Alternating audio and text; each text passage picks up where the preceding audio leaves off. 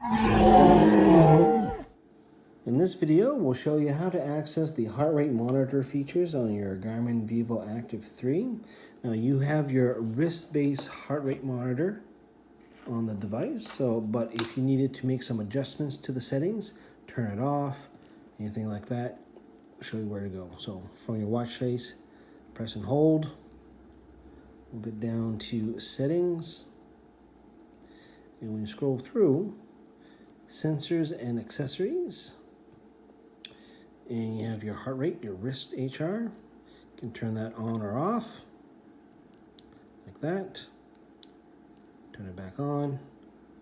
Broadcast and activity and broadcast. This is another feature. Let's say you want to turn it off, for example. Turn off. And let's say you wanted to add a new sensor.